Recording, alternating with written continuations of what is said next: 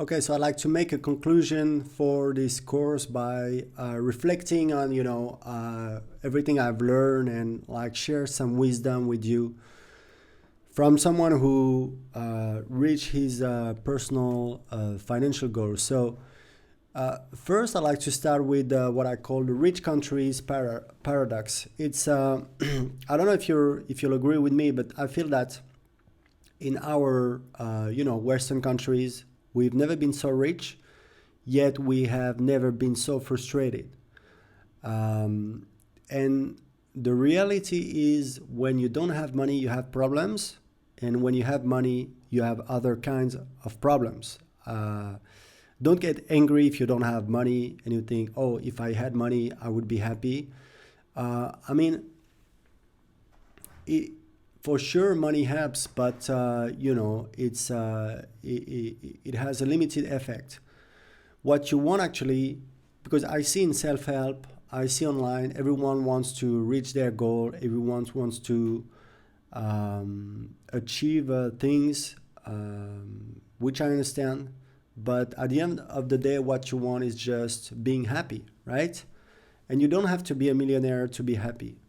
It's been proven that earning above $6,000 in revenue per month won't increase your level of happiness by much. Okay, so I can tell you that buying a fancy car, I bought a brand new Tesla Model X last year, and yeah, it felt great. But after a couple of months, it's just something normal. And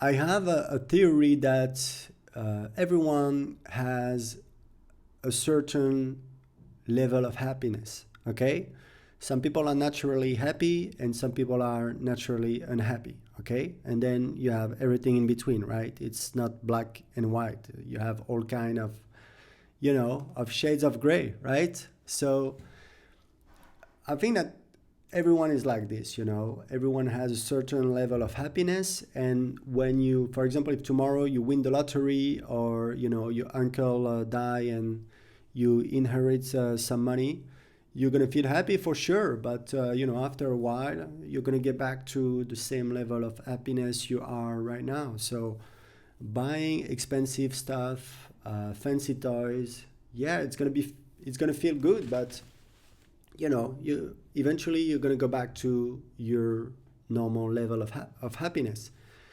And actually, you should think about the things that make you happy. You could write it down, what really makes you happy, and you could write it down and try to make more of that. I know that, like just spending time with my family. Sometimes, of course, sometimes we argue with my wife. Sometimes my daughter, she's 4 and she's crying like crazy. It doesn't happen much, but yeah, it does happen. With any child or toddler. But like simple things like make me happy. Okay, someone just sharing good moments, laughing together, cooking a good dish at night. I don't know, it relaxes me. I don't do it every night, but I really enjoy doing it. I will cook a dish and listen to some videos or whatever. Exercising feels great. I went back to the gym a few years ago.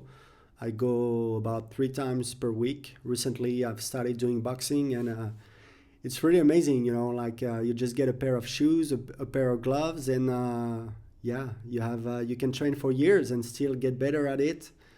And you feel so good when you finish, and you can always learn and get better. It's a lot of technique.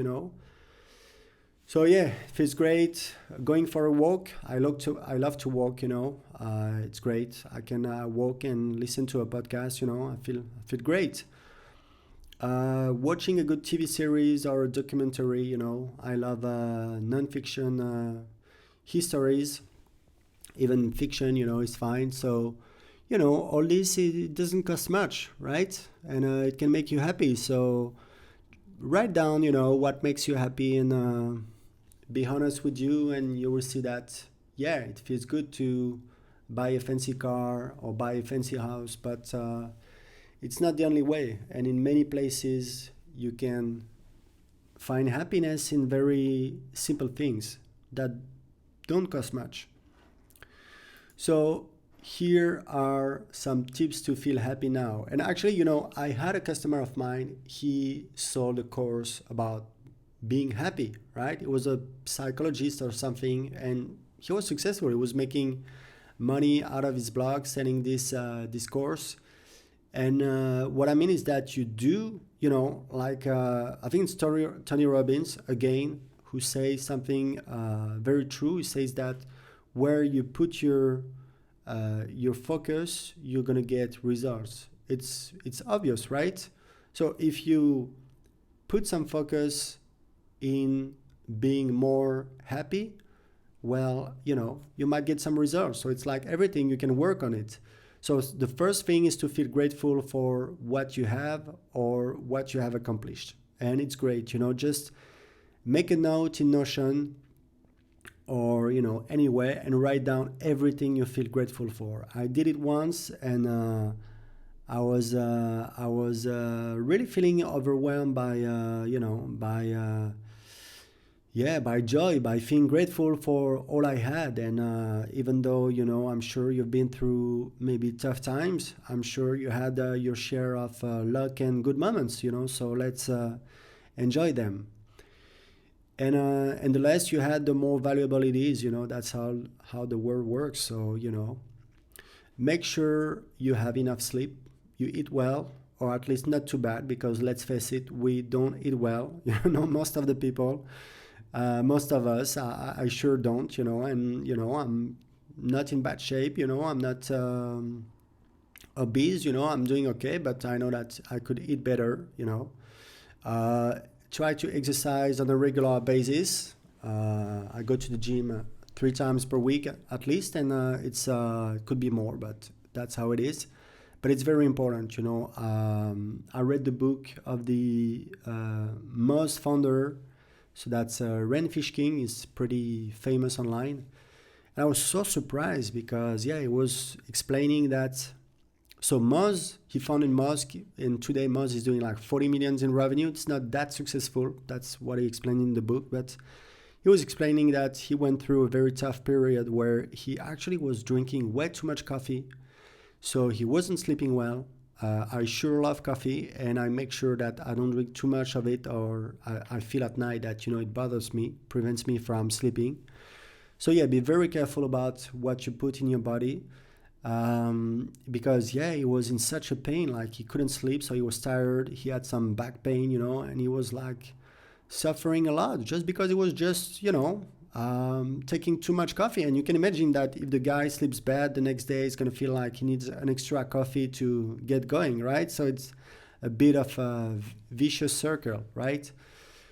So be careful about your health, A very important thing, like I read that book, The Subtle Art of Not Giving a F by Mark Manson, which happens to be kind of a digital marketer as well. Like he's starting in the dating niche, and he's making a living out of his online presence and products and books.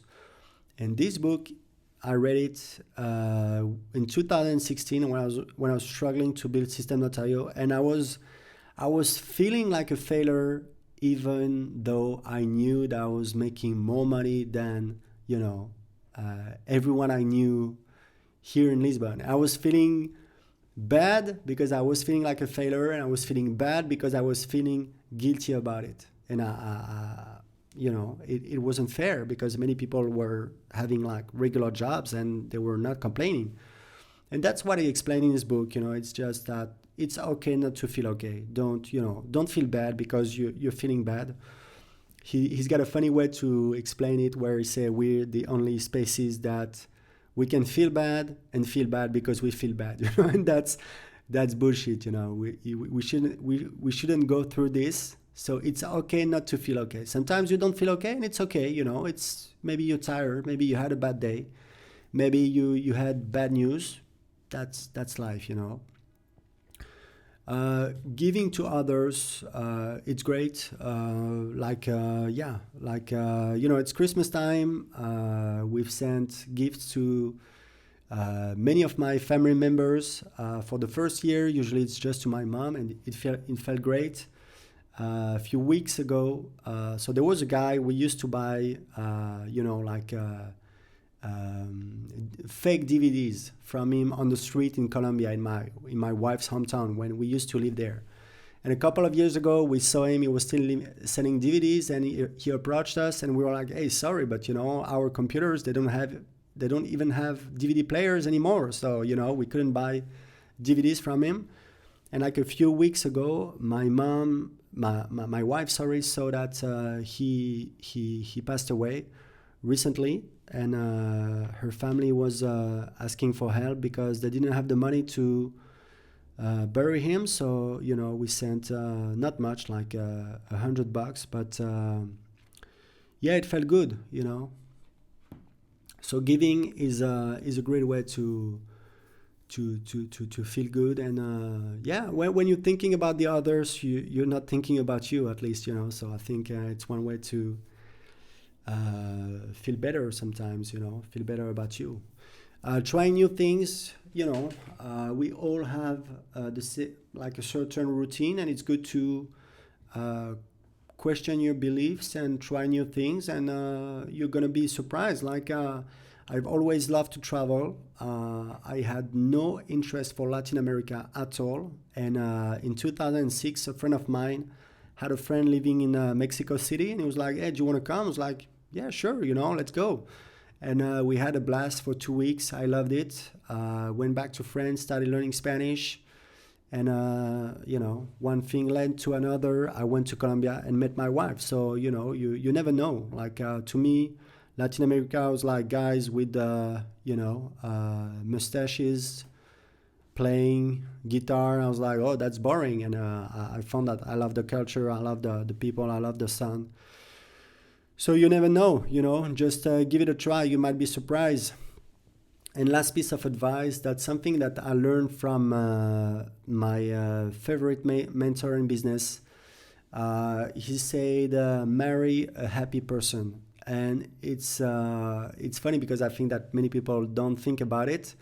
So I believe that we all have a certain level of happiness, right? So if I had to choose, I would say that I'm among the unhappy people. So maybe that's why I've done so many things, and I've achieved so much, because I felt the need to to prove myself or something.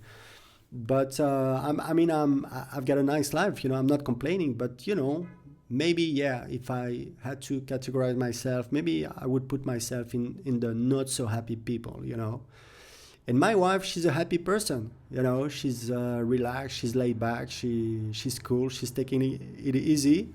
And I think she's a happy person. And the advice from that guy was that if you are an unhappy person, don't marry an unhappy person, or you're going to be very unhappy. And I think it's a great advice. Like, you see some couples, and you can feel that something is wrong. That's what it is. Like, they're both unhappy people, and it's not going to work. So last piece of advice, treat it like a game. Enjoy the ride. When I started going to university, so I started learning juggling, with the balls and stuff. And after 3 months, I had learned all the moves. And I realized that I learned all the moves so quick, not because I wanted to learn juggling, but because I enjoyed practicing, right? And you see, like, people want to go to the gym and get a great body, but you look at the people who actually have a great body. So some of them, they have, good genes, but it's also because they just enjoy going to the gym. Of course, everyone wants to have a great body, but you have to put in the effort. And over the long run, people who are gonna succeed, usually they're the people who enjoy it. Like, you look at Warren Buffett, he's like, almost 90, and every day he goes to work and he does the same because he just enjoys it. Like, you look at Jeff Bezos, I heard it once. He said, "Yeah, I went on holiday. It was great, but then I went back to work and I was dancing in my office." I think he just loves what he does. I sure love what I do. By building system.io is very exciting. I just love it, and I think that you can only be great at what you enjoy. So try new things, fail fast, and find what you love doing. Chances are that you'll become great at it. So that's it. I hope that you guys learn some things.